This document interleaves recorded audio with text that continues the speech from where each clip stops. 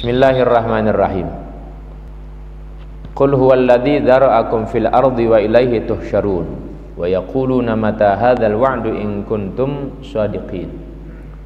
Qul innamal ilmu indallah wa innama ana nadhirum mubin. Falamma ra'awhu zulfatan si'at wujuhul ladzina kafaru wa qila hadzal ladzi kuntum bihi tad'un. Qul ara'aytum in ahlakani Allah wa man ma'iya aw rahimana faman yujirul kafirin min adzabin alim. Qul huwar rahman amanna bihi wa alaihi tawakkalna fasata'lamuna man huwa fi dhalalim mubin. Qul ara'aytum in asbaha ma'ukum ghaura faman ya'tikum bima'in ma'in. Al-ayah. Surah Al-Muluk ini adalah salah satu daripada surah khusus terkait untuk jaminan keselamatan di alam barzakh. Surah Al-Muluk. Maka orang-orang yang membiasakan membaca ini surah, besok di alam barzakhnya Allah berikan jaminan keselamatan. Lebih-lebih dibaca dan sekaligus difahami.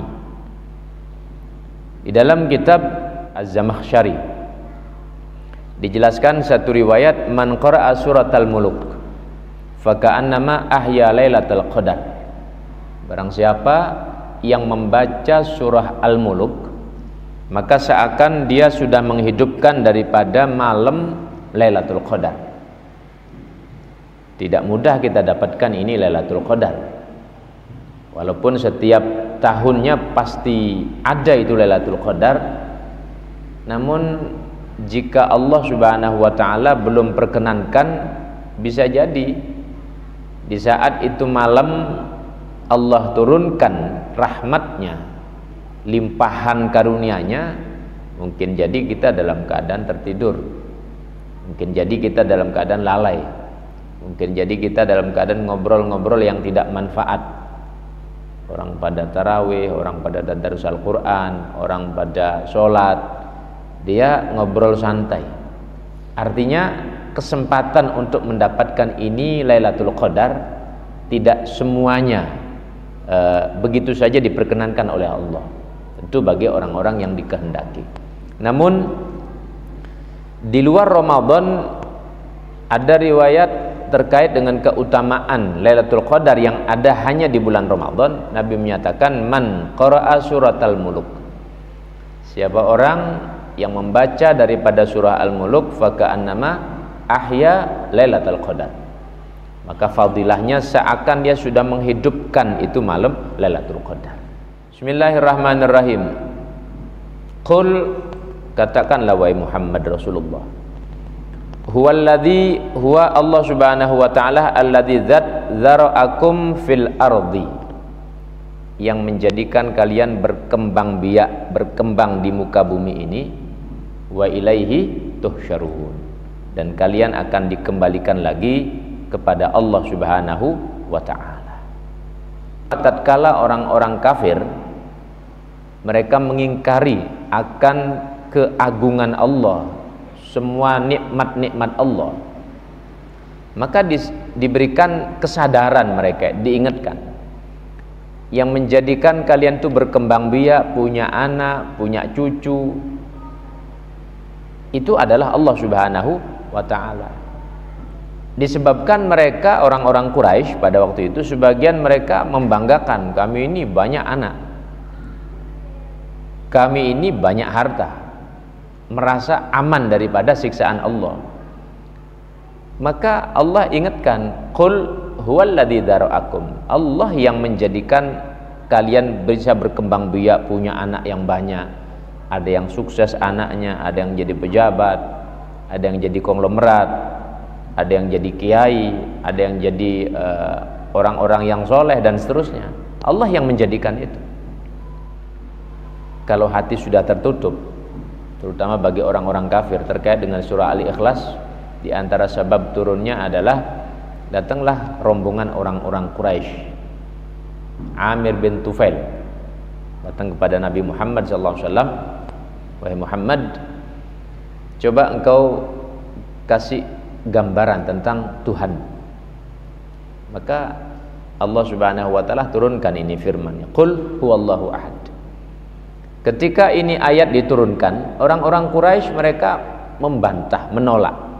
Wahai Muhammad, kami ini loh punya Tuhan 360 Tuhan katanya.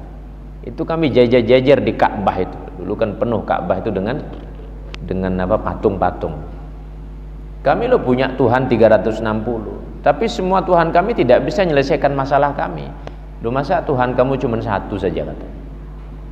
Ini di antara sabab nuzul ayat surah Al-Ikhlas. Ada riwayat terkait dengan kedatangan Yahudi, ada riwayat terkait dengan kedatangan Nasrani dari Najran, dan itu semua bertanya tentang bagaimana sih Tuhan itu, siapa sih Tuhan itu, ciri-cirinya seperti apa. Di antaranya mereka orang-orang Quraisy itu menyatakan Tuhan kami banyak, tapi semua dari Tuhan kami itu tidak ada yang menyelesaikan masalah kami. Kamu kok cuma satu ngaku ada Tuhan katanya. Maka sesungguhnya pengakuan mereka itu adalah sebagai dasar. Apa yang dia yakini itu sudah keliru total sudah. Apa yang diyakininya keliru total. Lah kalau memang benar ada 360 Tuhan, kok satu pun Tuhan tidak ada yang bisa menyelesaikan masalah, maka tidak layak jadi Tuhan, kan begitu. Nah, balik pada ayat ini, Allah ingin tegaskan bahwa kebanggaan terhadap anak-anaknya, cucu-cucunya yang sukses semuanya itu bukanlah sikap yang benar, karena sesungguhnya yang mengembangbiakkan itu menjadikan mereka sukses semua itu adalah Allah Subhanahu wa taala. Qul huwallazi dzara'akum fil ardi wa ilaihi tuhsyarun. Tapi ingat, dibalikkan lagi kalian nanti. Baik. Wa yaquluna mata hadzal wa'du in kuntum shadiqin. Lalu mereka mengatakan, mata hadzal wa'd. Nah, kalau begitu kamu ngancam-ngancam kami wahai Muhammad. Kapan kira-kira ancaman yang engkau janjikan itu? Ini orang-orang Quraisy menantang Rasulullah sallallahu alaihi wasallam. Memang perkara-perkara yang gaib, mahsyar itu perkara gaib, kiamat itu perkara gaib. Maka Nabi sallallahu alaihi wasallam tidak begitu saja memberikan jawaban. Namun tantangan itu diabadikan oleh Allah Subhanahu wa taala supaya kita ambil hikmah pelajaran bahwa ada memang orang-orang yang dia sok nantang begitu. Mereka katakan, mata hadzal wa'du in kuntum shadiqin. Kapan ini? Memang ancaman katanya kiamat, katanya itu nanti dibangkitkan. Kapan terjadi? In kuntum shadiqin. Kalau engkau benar wahai Muhammad. Maka Allah ajarkan kepada Muhammad sebagai seorang nabi yang memang statusnya nabi, bukan penentu. Allah ajarkan pada kalimat berikutnya, qul innamal ilmu indallah. Katakan Muhammad pada mereka, keilmuan tentang masalah tersebut itu urusan Allah. Pengetahuan kapan itu kiamat, kapan itu mahsyar, dibangkitkan dari mahsyar, orang mati saja belum. Kapan itu terjadinya, nanti bagaimana perjalanan di akhirat. Qul innamal ilmu indallah. Itu urusan Allah semua. Wa innama ana nadhirum mubin. Bahwasanya aku ini adalah sebagai pemberi peringatan yang jelas. Nabi diajarkan untuk menjawab seperti itu. Kalau ada orang-orang bertanya tentang urusan-urusan yang gaib, ini diantara cara menjawab. Apakah dengan menjawab seperti ini seakan kita tidak mengetahui, kita jadi lemah? Ya tentu tidak juga. Karena memang manusia tidak punya kebebasan di dalam mengetahui segala-galanya. Ada batas. Kita ini ada batas. Untuk perkara yang gaib itu cukup bagian daripada iman. Alladzina yu'minuna bil ghaibi. Orang bertakwa itu ciri-cirinya orang beriman pada yang gaib. Kalau dia tidak beriman pada yang gaib, maka tidak masuk dalam kriteria orang-orang bertakwa. Dzalikal kitabul la raiba fihi hudal lil muttaqin alladzina yu'minuna bil ghaib. Ini Quran ini jadi petunjuk hanya bagi orang bertakwa memang. Siapa yang bertakwa itu? Alladzina yu'minuna bil ghaib. Orang yang percaya pada yang gaib. Kalau dikejar lagi, innamal ilmu indallah, yaitu urusan Allah sudah. Kita berhenti pada bab ini. Tidak bisa masuk ke dalam lagi, tidak bisa ya. Falamma ra'auhu zulfatan si'at wujuhul ladina kafaru. Tatkala mereka orang-orang kafir mengetahui bahwa itu sudah dekat. Ini terkait dengan kejadian yang nantinya mendekati kiamat yang mereka semua merasakan. Dan sekaligus di akhirat ketika Allah sudah jelaskan hakikat apa yang dijanjikan dalam Al-Quran, ada mereka nanti digiring dalam keadaan penuh dengan tanda-tanda dosa. Ada mukanya yang hilang kulitnya karena suka meminta-minta. Ada orang yang habis amalan ibadahnya karena zalim kepada orang. Ada orang yang berjalan dengan mukanya tampak semua nanti ya. Tampak semua nanti. Nah, falamma ra'auhu zulfatan si'at wujuhul ladina kafaru. Nah, mereka orang-orang kafir nanti akan muram semua wajah mereka. Waqila, maka dikatakan pada mereka, hadzal ladzi kuntum bihi tad'un. Ini loh yang kamu dulu nantang. Yang dulu kamu waktu di dunia kamu nantang, mana janji Allah, mana siksaan, mana ancamannya. Nah, ini sekarang kamu rasakan. Akan terjadi nanti seperti itu. Allah sudah kasih gambaran dalam Al-Quran, sudah diceritakan ini, dan pasti akan begitu kejadiannya nanti. Karena Al-Quran itu sebagai orang beriman kita la raiba fi, tidak ada keraguan sama sekali. Walaupun kita belum menyaksikan kenyataannya, ya memang belum terjadi, belum kita alami. Tapi apa yang Allah Subhanahu wa taala jelaskan, maka ketika selesai baca shadaqallahul azim, maha benar Allah, kan begitu. Ya semua yang disampaikan di dalam firman-Nya benar, maha benar. Walaupun kita belum mengetahui dan memang belum mengalami, tapi itu pasti benar. Shadaqallahul azim wa shadaqa rasuluhun nabiyul karim. Nabinya pun juga benar, karena Nabi punya sifat siddiq, yang maksum, yang itu pasti benar. Sehingga apa yang dibawa oleh Nabi itu pasti benar, tidak ada yang dusta. Kalau ternyata ada dari riwayat-riwayat yang bertentangan, bisa jadi memang masuk dalam kategori riwayat yang majhul atau mungkar. Jadi maudhu dalam istilah-istilah hadis. Sehingga memang itu bukan ungkapan Nabi, bukan ajaran Nabi, bukan yang disampaikan oleh Nabi, maka tidak sinkron dengan apa yang terjadi. Tapi kalau memang itu sahih, benar dari Nabi, periwayatannya benar, maka tidak mungkin itu dusta. Semua perkara semua perkara itu. Nah, baik. Qul ara'aitum in ahlakani Allah wa man ma'iya aw rahimana. Qul, katakan wahai Muhammad, ara'aitum, bagaimana pendapat kalian? Apakah kalian mengetahui? In ahlakani Allah, seandainya Allah menghancurkan kami, maksudnya mewafatkan kami, kata Rasulullah kepada mereka. Wa man ma'iya, dan orang-orang bersama kami. Seandainya Allah wafatkan kami dan semua pengikut-pengikut kami orang-orang mukmin. Aw rahimana, atau Allah rahmati kami semuanya. Faman yujirul kafirin min adzabin alim. Nah, terus kalian nih orang-orang kafir nih, siapa yang kira-kira menyelamatkan kalian nanti? Kalau sekarang engkau, ini kan ceritanya orang-orang kafir itu mendoakan Rasulullah celaka. Muhammad, kau ini celaka dan kau dalam keadaan bahaya. Kau memfitnah Tuhan-Tuhan kami. Engkau menuduh Tuhan-Tuhan kami dengan tuduhan yang tidak benar. Engkau celaka Muhammad, katanya. Maka Allah tegaskan, qul ara'aitum in ahlakani Allah wa man ma'iya aw rahiman.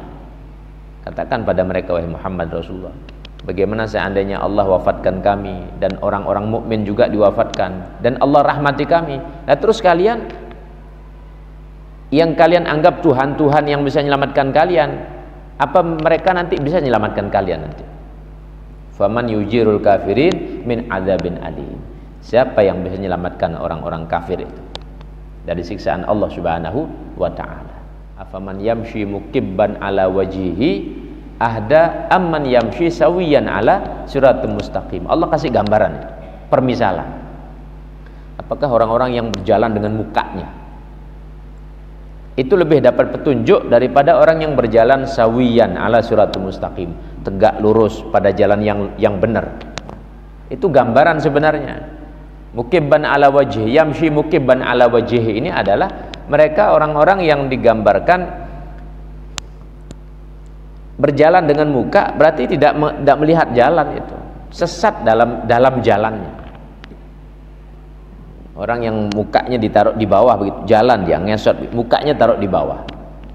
Ini gambaran dia tidak melihat sesuatu apapun di depannya. Jadi pada jalannya adalah jalan kesesatan, gambaran kekafiran pada pribadi-pribadi manusia yang Allah gambarkan sebagaimana orang yang tidak melihat jalan sama sekali, terobos saja dia.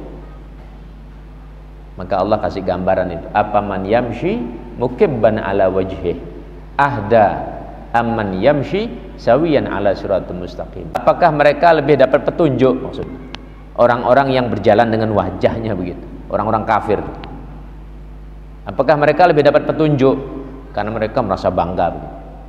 Atau orang-orang yang mereka jalan normal, pandangannya jelas, jalannya pun lurus, gambaran keimanan? Nah, tentu tidak sama. Sehingga ayat ini sangat menjadi penegas bagi kita orang-orang yang sudah belajar bahwa sangat berbeda mana keimanan, mana kekafiran, dan sangat berbeda mana jalannya Allah, mana jalannya syaitan.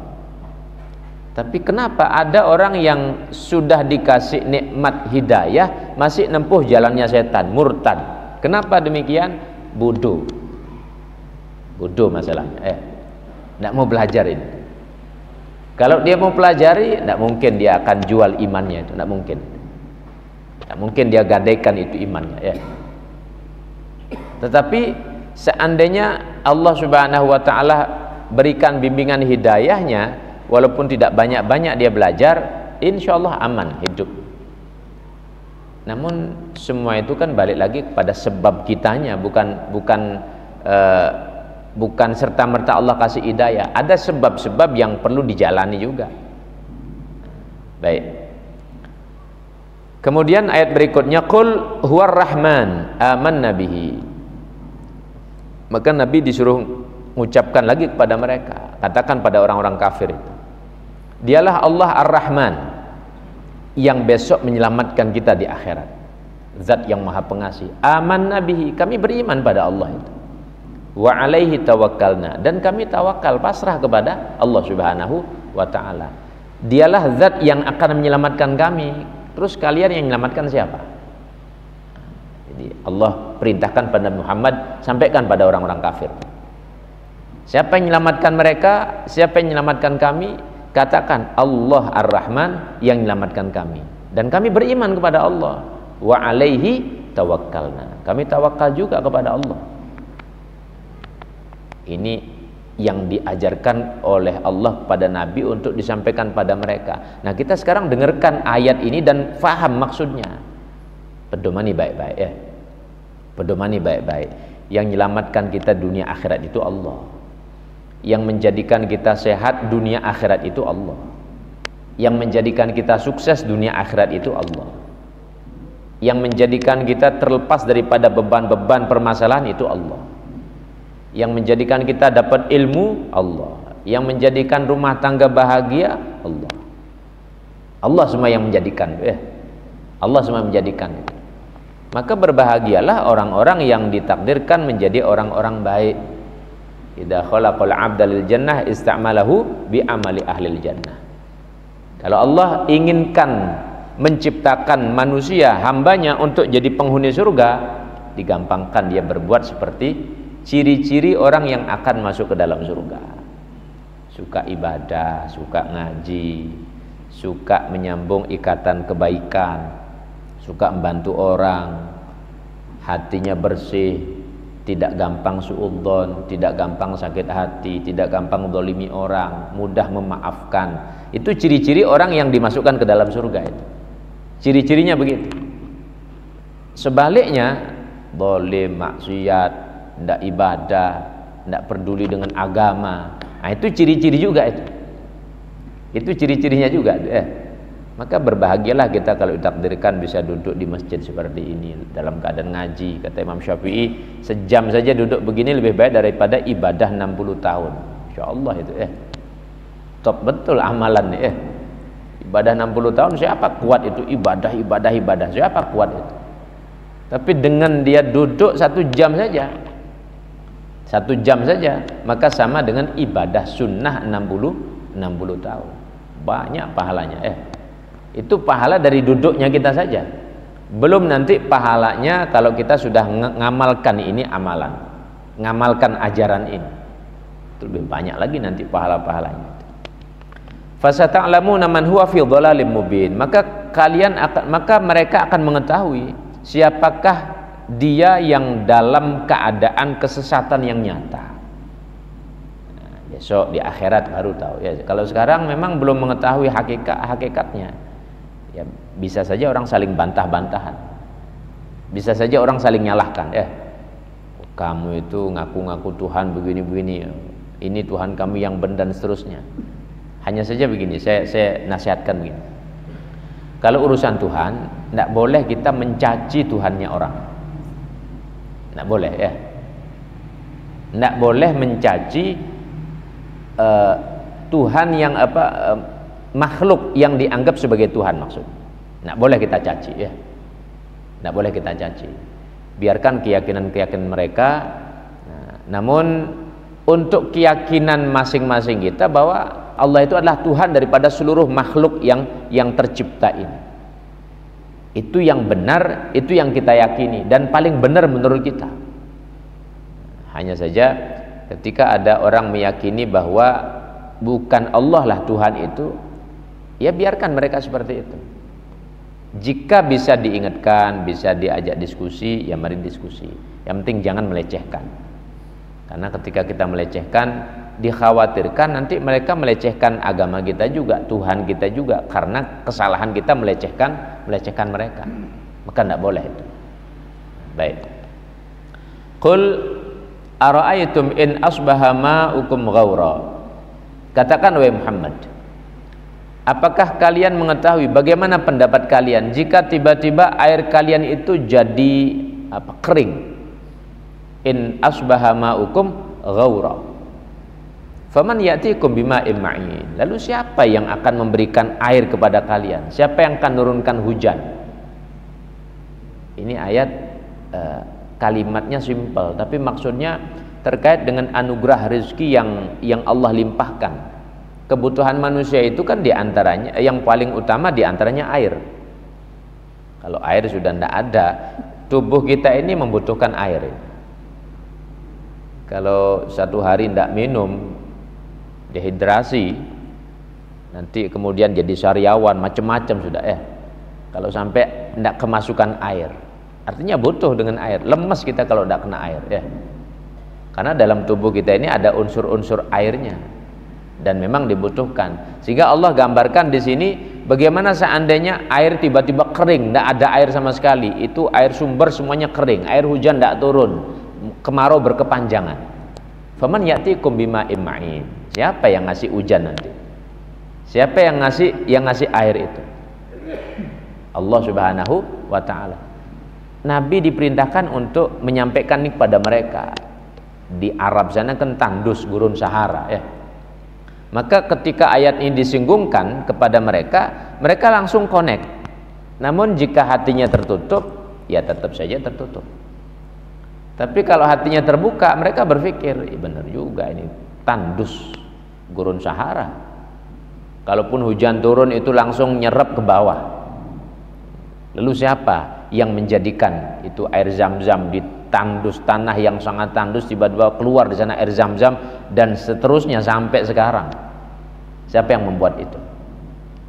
Apakah itu dari jin, dari setan, atau memang itu cuman alam kekuatan alam, atau ada yang menggerakkan, yang menyebabkan itu. Diajak berpikir mereka itu. Qul ara'aitum in asbaha ma'ukum ghaura. Bagaimana kalau air-air itu tiba-tiba kering semuanya? Faman ya'tikum bima'im ma'in. Siapa yang mau kasih air nanti?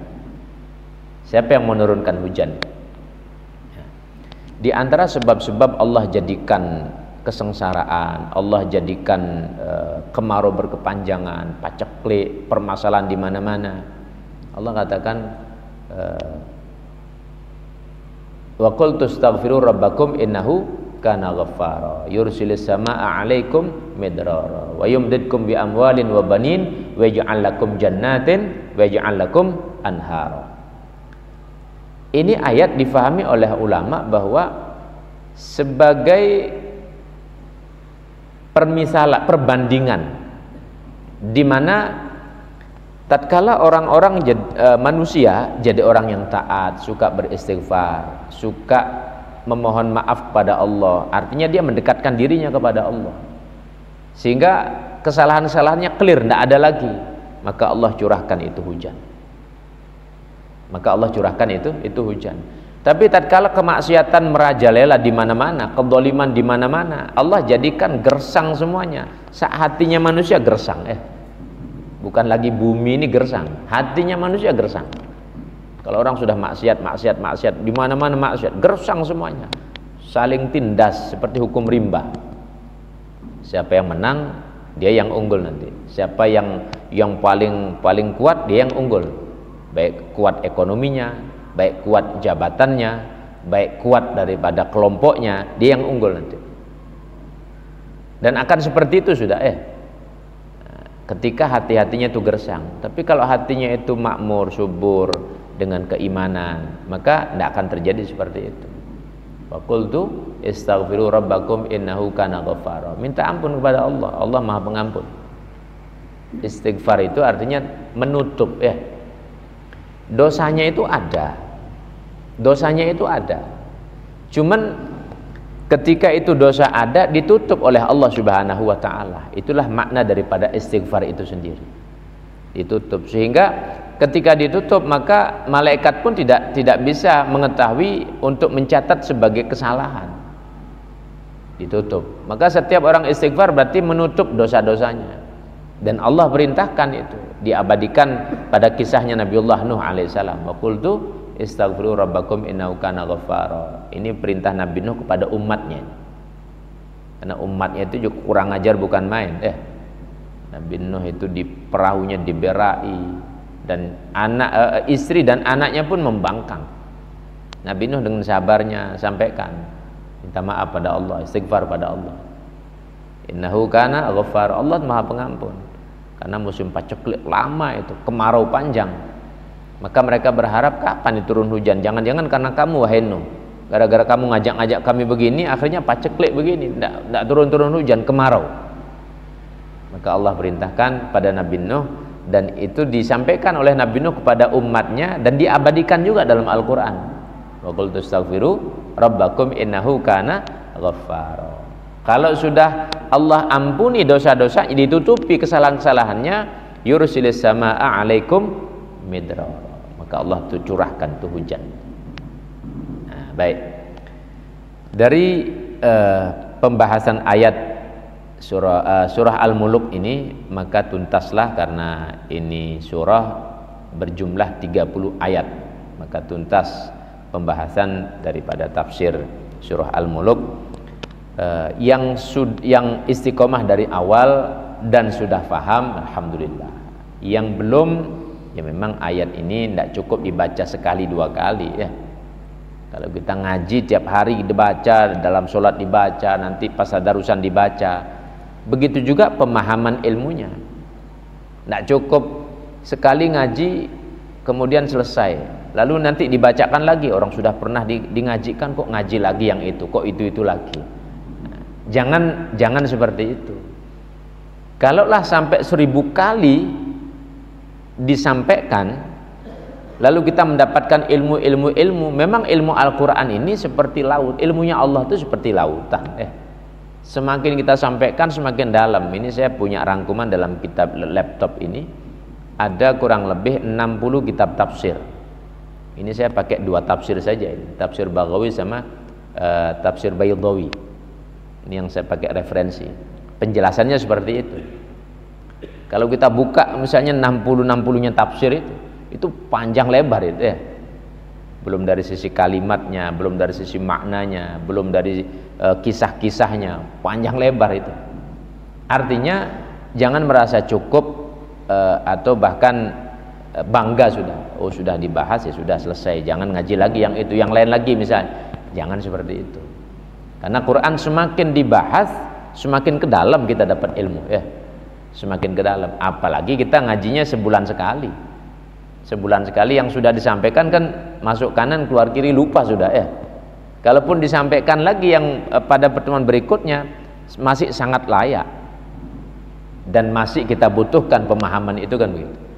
Namun ya karena keterbatasan waktu juga dan mungkin juga kesibukan masing-masing, mudah-mudahan kita berharap apa yang sudah saya sampaikan, apa yang sudah dipelajari menjadi ilmu yang berkah manfaat.